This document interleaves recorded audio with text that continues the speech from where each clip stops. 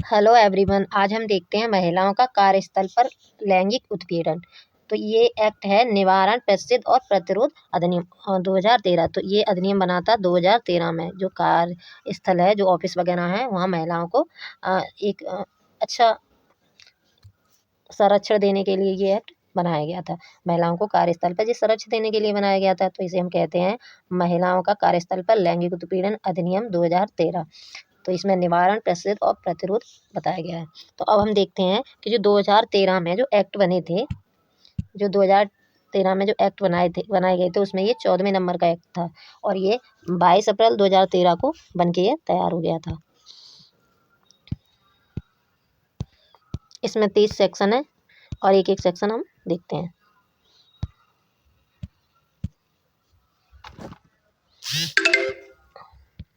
इसका पहला अध्याय है प्रारंभिक। अब इसमें पहला सेक्शन देखते हैं। पहला सेक्शन कहता है संक्षिप्त, नाम, विस्तार और प्रारंभ। तो ये बताता है, इसके 3 क्लॉज दे रखे हैं, जिसमें पहला क्लॉज कहता है कि इस एक्ट का नाम क्या है। तो इस एक्ट का नाम है महिलाओं का कार्यस्थल पर लैंगिक उत्पीड़न अधिनियम 2013। तो इसे ये एक्ट का नाम हो गया। सेकेंड क्लॉज पूछता है इसका विस्तार कहाँ है। तो इसका विस्तार संपूर्ण भारत पर है। थर्ड पूछता है ये कब से प्रवृत्त होगा। तो ये बताता है यह उस तारीख को प्रवृत्त होगा जो केंद्र सरकार राजपत्र में अधिसूचना द्वारा नियत करे। जब केंद्र सरकार राजपत्र में अधिसूचना द्वारा बता देगी कि उस दिन से ये लागू होगा, उस दिन से ये लागू हो जाएगा। अब इसका देखते हैं हम डेफिनेशन। इसका सेकंड सेक्शन देखते हैं। ये बताता है इस अधिनियम में जब तक कि संदर्भ में अन्यथा अपेक्षित न हो। तो इसमें जो डेफिनेशन दे रखी है, अगर ये वर्ड जो यहाँ डेफिनेशन दे रखी है, जो उनका यहाँ मतलब दे रखा है, तो जो आगे भी ये वर्ड आएंगे तो उनका मतलब यह इस डेफिनेशन में दे रखा वही निकाला जाएगा। तो इसमें पहली डेफिनेशन है व्यथित महिला। तो व्यथित महिला के अंतर्गत कौन आएगी। तो ये कहता है किसी कार्यस्थल के संबंध में किसी भी आयु की महिला, चाहे वो नियोजित हो या नहीं, जो प्रत्येक द्वारा लैंगिक उत्पीड़न के किसी कार्य करने के लिए अविकथित है, तो कौन मानी जाएगी इसके अंतर्गत व्यथित महिला। तो ये कह रहा है जो कार्यस्थल पर चाहे महिला वयस्क हो या किसी भी एज की हो, अगर वो किसी भी तरीके से लैंगिक उत्पीड़न के किसी कार्य करने का अवगठन करती है, तो उसे पीड़ित माना जाएगा। अब सेकंड कहता है किसी निवास स्थान या गृह के संबंध में किसी भी आयु की ऐसी महिला जो ऐसे किसी निवास स्थान या गृह में नियोजित है। तो ये बता दिया कि व्यथित के अंतर्गत कौन आएगी। जो कार्यस्थल है वहाँ पे कोई महिला है, अगर उसके साथ कोई उत्पीड़न किया जाता है तो वो मानी जाएगी व्यथित। अगर कोई निवास है, अगर वहाँ पे किसी महिला के द्वारा महिला को व्यथित किया जाता है, तो फिर वो मानी जाएगी व्यथित महिला। अब इसकी बी में है डेफिनेशन समुचित सरकार। समुचित सरकार के अंतर्गत क्या आएगा। तो ये कहता है ऐसे कार्यस्थल के संबंध में जो केंद्र सरकार के बारे में बता दिया, राज्य सरकार के बारे में बता दिया। तो पहला बताता है केंद्र सरकार की या संघ राज्य क्षेत्र प्रशासन द्वारा स्थापित उसके स्वामित्वाधीन, नियंत्रणाधीन या प्रत्यक्ष या अप्रत्यक्ष उपलब्ध कराई गई निधियों द्वारा पूर्णतः या भागतः विषमपोषित है केंद्र सरकार। तो ये बता रहा है जो केंद्र सरकार कौन सी मानी जाएगी, जो सेंट्रल में गवर्नमेंट है वो केंद्र सरकार के अंतर्गत आएगी। अभी उसके आगे राज्य सरकार बता रहा है, तो राज्य सरकार में ये बता रहा है जो अभी राज्य में अभी उपस्थित जो सरकार है वो राज्य सरकार के अंतर्गत आएगी। जो केंद्र में अभी सरकार है प्रेजेंट में, वो केंद्र सरकार के अंतर्गत आएगी। जो राज्य में जो जिस पार्टी की सरकार है वो राज्य के अंतर्गत आएगी, राज्य सरकार के अंतर्गत आएगी। अब आगे अब आ जाता है सी में बता रहा है अध्यक्ष से धारा 7 की उपधारा के अधीन निर्दिष्ट स्थानीय परिवार समिति का अध्यक्ष। तो अध्यक्ष के बारे में बता दिया है। तो जो सेक्शन 7 में बताया गया है, जो स्थानीय परिवार समिति का जो अध्यक्ष है उसे ही अध्यक्ष माना जाएगा। फिर आगे डी में बताया गया है जिला अधिकारी कौन होगा। तो ये कह रहा है जो सेक्शन 5 में बताया गया है जो अधिकारी, वो जिला अधिकारी माना जाएगा। अब आगे ई में बताया गया घरेलू कर्मकार क्या है। तो ये बताता है घरेलू कर्मकार से ऐसी कोई महिला अभिप्रेत है जो किसी गृहस्थी में परिश्रम के लिए गृहस्थी का कार्य करती है। मतलब कोई लेडीज ऐसी है जो जैसे घरों में औरतें काम करती हैं, उनके अंतर्गत आती हैं घरेलू कर्मकार। तो कोई लेडीज ऐसी है जो किसी घर में कार्य करती हैं, चाहे नगद या व्यस्त रूप में, या तो सीधे या किसी अभिकरण के माध्यम से अस्थायी, स्थायी, अंशकालीन या पूर्वकालीन आधार पर नियोजित है, किंतु उसके अंतर्गत नियोजन के कुटुंब को कोई सदस्य नहीं आता। तो ये कह रहा है वो महिलाएं आएंगी घरेलू कर्मकार के अंतर्गत जो किसी के यहाँ घर में कार्य करती हैं, वो घरेलू कर्मकार के अंतर्गत महिला आएंगी। और अगर कोई स्थिर फैमिली की है या कुटुंब की है, तो वो घरेलू कर्मकार के अंतर्गत नहीं आएगी। आगे आ जाता है कर्मचारी। कर्मचारी से ऐसा व्यक्ति अभिप्रेत है जो किसी कार्यस्थल में किसी कार्य के लिए या सीधे या किसी अभिकर्ता के माध्यम से, जिसके अंतर्गत कोई ठेकेदार भी है, प्रधान नियोजक है, प्रधान नियोजक की जानकारी से या उसके बिना नियमित, अस्थायी तथा या दैनिक मजदूरी के आधार पर, चाहे पारिश्रमिक हो या उसके बिना नियोजित या स्वैच्छिक आधार पर या अन्यथा कार्य कर रहा हो, चाहे नियोजक के निर्बंधन अभिव्यक्त या विवेचित या नहीं, इसके अंतर्गत कोई सहकर्मकार, कोई संविदा कर्मकार, पर्यवेक्षाधीन, शिक्षु, प्रशिक्षु या ऐसे किसी अन्य नाम से ज्ञात व्यक्ति भी है। तो कर्मचारी के अंतर्गत बता रहा है कोई ऐसा व्यक्ति जो ठेकेदार या प्रधान नियोजक की जानकारी में या उसके अंडर में अगर कोई मजदूर या कोई पारिश्रमिक के लिए कार्य करता है, उसे कर्मचारी कहते हैं। अब नियोजक कौन है? तो ये कह रहा है, पहला क्लॉज बताता है समुचित सरकार या किसी स्थानीय प्राप्त करके किसी संभाग, संगठन, उपक्रम, स्थापना, उद्यम, संस्था, कार्यालय, शाखा, यूनिट के संबंध में उस विभाग, संगठन, उपक्रम, स्थान, उद्यम, संस्था, कार्यालय, शाखा, यूनिट का प्रधान या ऐसे अन्य अधिकारी जो समुचित सरकार के स्थायी प्राधिकार द्वारा इस निमित्त आदेश द्वारा निर्दिष्ट किए गए हैं।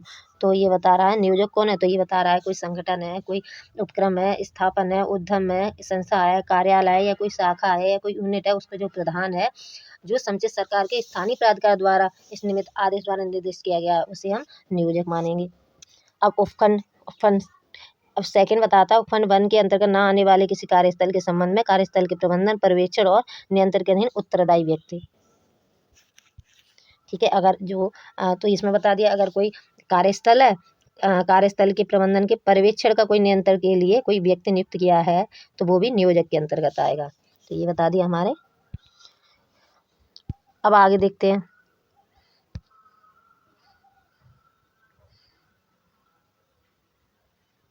अब हम देखते हैं में।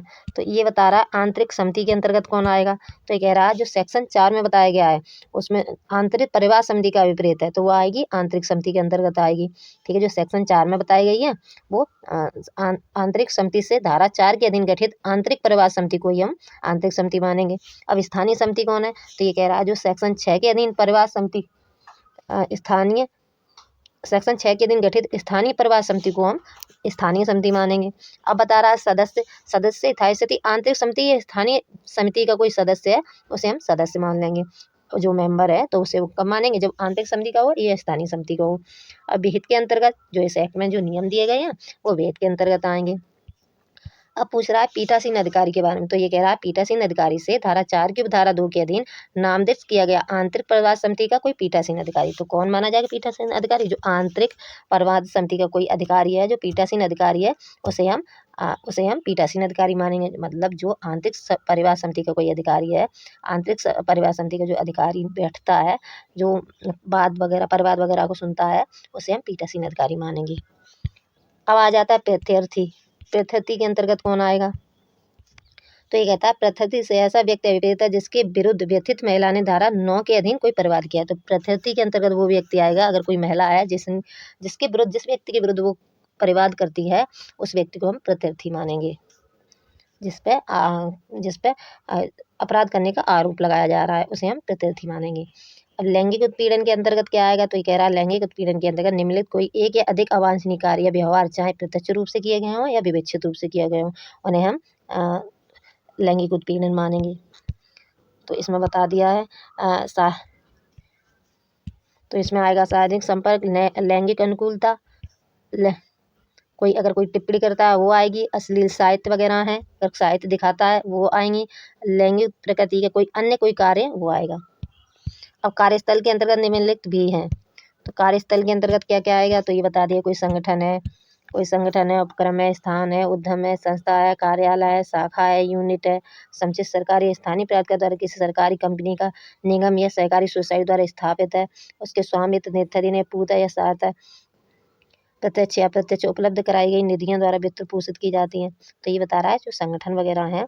तो ये बता रहा है कौन कौन आएगा कार्यस्थल के अंतर्गत। तो बता दिया जी, ऊपर बता दिया कोई सरकारी है तो बता दिया, अगर कोई प्राइवेट है तो बता दिया। अब आ जाते हैं अस्पताल या परिचर्या गृह भी आएगा इसके अंतर्गत। प्रशिक्षित खेलकूद या उनसे संबद्ध अन्य क्रियाकलापों के लिए प्रयुक्त कोई खेलकूद संस्था है वो आएगी, स्टेडियम आएगा, खेलकूद प्रतिस्पर्धा क्रीड़ा स्थल आवासीय है या नहीं वो भी आएगा। नियोजन से अद्वितीय उपक्रम के दौरान कर्मचारी द्वारा प्रदर्शित कोई स्थान जिसके अंतर्गत ऐसी यात्रा इसके लिए नियोजन द्वारा उपलब्ध कराया या परिवहन है, तो ये सारे इसके अंतर्गत आएंगे। अब आगे वाले पॉइंट में बताता है किसी कार्यस्थल के संबंध में असंगठित सेक्टर से ऐसा कोई उद्यम अभिप्रेत है जो असंगठित सेक्टर है, उसके अंतर्गत वो उद्यम अभिप्रेत है जो विशिष्ट स्वामी नियोजित कर्मकारों को स्वामित्वाधीन और किसी प्रकार के माल के उत्पादन या विक्रय करने या सेवा करने में लगा हुआ है, और जहाँ उद्यम कर्मकारों का नियोजन करता है वहाँ ऐसे कर्मकारों की संख्या 10 अन्यून है। तो क्या बता रहा, तो ये कह रहा असंगठित सेक्टर के अंतर्गत वो व्यक्ति आएंगे जहाँ कोई माल बनता है, बेचा जाता है या कोई सेवा प्रदान की जाती है, पर वो उसमें जो कर्मकार हैं जो कार्य कर रहे हैं वो व्यक्ति 10 से ज़्यादा नहीं है। तो उसके बारे में बता दिया है कि वो असंगठित सेक्टर के अंतर्गत आएंगे। अब आ जाता है सेक्शन थर्ड बताता है लैंगिक उत्पीड़न का निवारण। तो ये बता रहा है जो लैंगिक उत्पीड़न हो रहा है महिलाओं के साथ उसके लिए निवारण कैसे करेंगे। तो कह रहा है किसी भी महिला का किसी कार्यस्थल पर लैंगिक उत्पीड़न नहीं किया जाएगा। सेकंड क्लॉज बता रहा है अन्य परिस्थितियों में निम्नलिखित परिस्थिति यदि वे लैंगिक उत्पीड़न के लिए किसी कार्य या आचरण के संबंध में होती हैं या विद्यमान है या उसके संबंध में लैंगिक उत्पीड़न की कोर्ट में आएंगी। तो ये पहले बता दिया, पहला पॉइंट बता रहा है कोई भी महिला है किसी भी ऑफिस वगैरह में कार्य करती है या कहीं भी कर रही है कार्यस्थल पर तो उसके साथ लैंगिक उत्पीड़न नहीं किया जाएगा। सेकेंड ये बता रहा है कि जो लैंगिक उत्पीड़न के कोर्ट में कौन कौन से आचरण है वो आएंगे। तो पहला बता दिया उसके नियोजन में अधिमानी व्यवहार या विविच्छेद या संपूर्ण वचन देना। तो ये क्या है, एक लैंगिक उत्पीड़न के अंतर्गत आएगा।